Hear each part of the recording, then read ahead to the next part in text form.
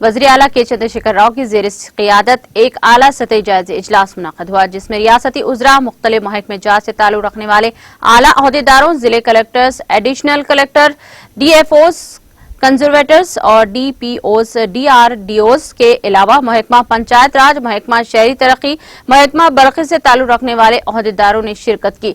जायज़े इजलास में रियासत तेलंगाना में 1 जुलाई से आगाज होने वाले देही तरक्की, शहरी तरक्की और हरिता हरम प्रोग्राम के कामयाब इनेकाद पर तबादला ख्याल किया गया। इस मौके पर मुनाक़िदा जायज़े इजलास से खिताब करते हुए वज़ीर आला के चंद्रशेखर राव ने कहा कि 1 जुलाई से देही तरक्की और शहरी तरक्की प्रोग्राम शुरू किए जाएंगे। उन्होंने कहा कि किसी भी तजवीज़ करदा काम को ज़ेर इल्तिवा रखने की कोई गुंजाइश नहीं है।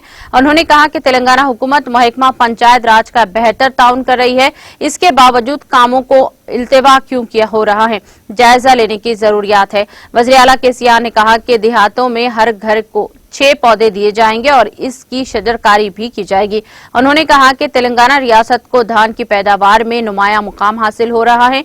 शोबे ज़राअत बरक़ी रफ्तार तरक्की की सिमत गामजान है और पहले की बानिस्बत रियासत में फसल की पैदावार में तेजी से इजाफा हो रहा है। उन्होंने कहा कि रियासत को ज्यादा चावल मिलों की जरूरत है। वज़ीर आला के सियाह ने चावल की मिलों की तादाद बढ़ाने और फूड प्रोसेसिंग यूनिट कायम करने के लिए इक़दाम करने का मशवरा दिया। वज़ीर आला के सियाह ने अहदेदारों को नकली तख़्म को फरोख्त पर सख्ती से निपटने की अहदेदारों को हिदायत दी। उन्होंने नकली तख़्म की फरोख्त पर काबू पाने के लिए महकमा ज़राअत और पुलिस को सख्त इक़दाम करने पर जोर दिया। इस सिलसिले में जिले कलेक्टर्स और जिले के आला अहदेदारों को ज़ायद इख्तियारात से इस्तेमाल करने का मशवरा दिया।